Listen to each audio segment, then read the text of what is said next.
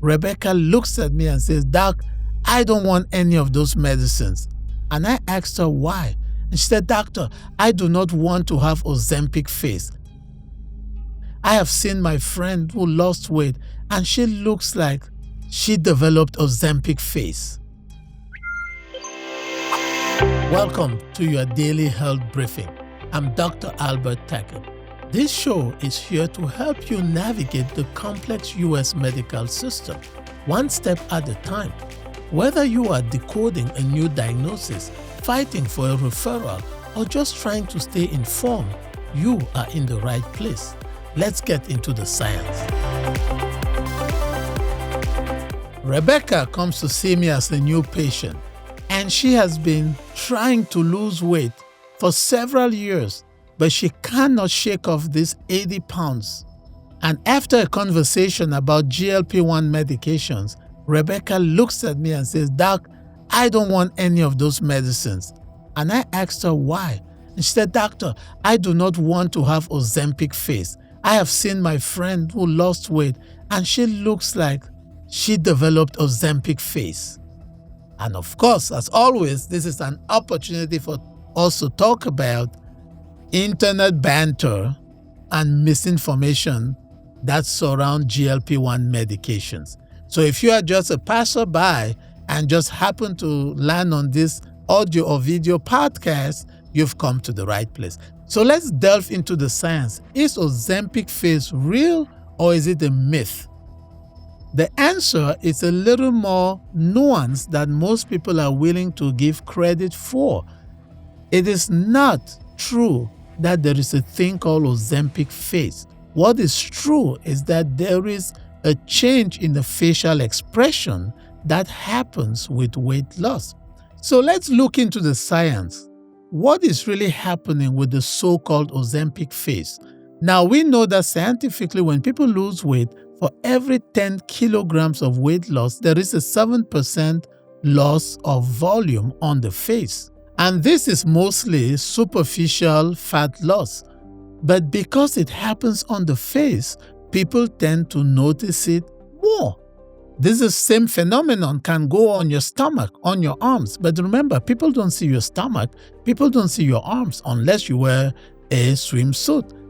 Consequently, there is no Ozempic belly and there is no Ozempic arms, but there is Ozempic face because people see the face.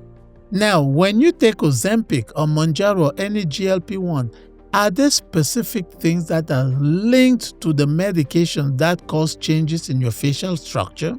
Well, to date, we do not have incontrovertible evidence that the medicine itself transforms your face and makes you look like a monster. But we know that rapid weight loss of any stripe, be it with Ozempic, be it with bariatric surgery, or just good old-fashioned exercise and a healthy diet, lead to structural changes on the face, right?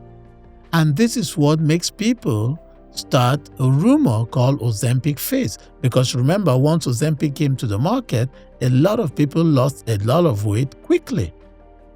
But what happened was a true revelation of their face appeared. When you have been used to carrying 100 pounds or more over a significant portion of your life and you lose a lot of that weight, when people look at you, you're going to look different. Your jawline finally shows itself. And people call it Ozempic face. You finally have a glow in the way you look. People call it Ozempic face.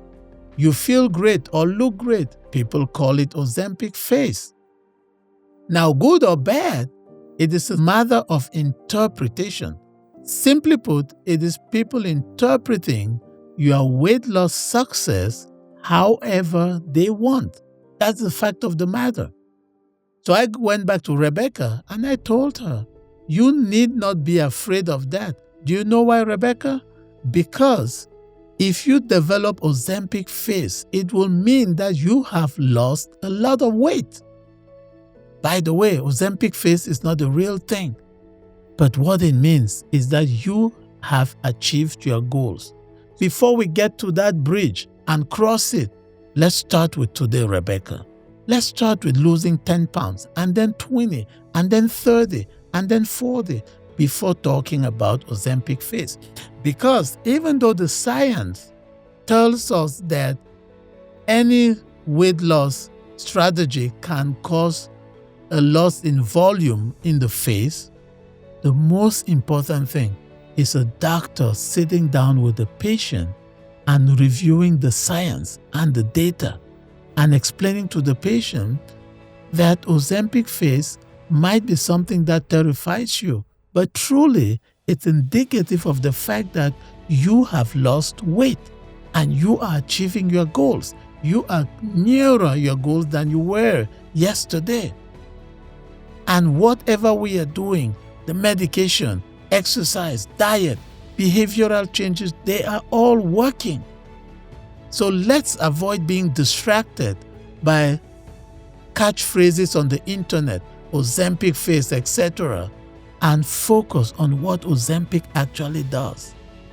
There is a wide range of benefits to Ozempic outside of treatment of diabetes and obesity, which we will cover in another episode.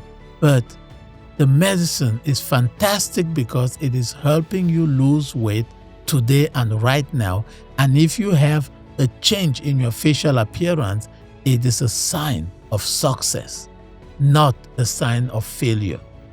And on that note, Rebecca agreed to take the medication, and I considered that a victory. Not because I just love giving medicines to patients, but because I am the patient's ally. I provide them all the tools they need to achieve their goals. And if that includes a medicine, I am happy to prescribe it. The one thing I want you to remember is that when it comes to GLP-1 medications and the so-called Ozempic face, it's not a real thing linked to Ozempic. It is a change in facial expression associated with weight loss and not specifically Ozempic. And when it happens, it means you have been successful in achieving your goals. So let's flip the narrative and celebrate a change in your facial expression and your jawline finally revealing itself rather than consider it a disaster. And on this note, I will see you next episode, because the fight against medical misinformation never stops. This has been the Daily Brief. Medicine is not about certainty. It is about responsibility.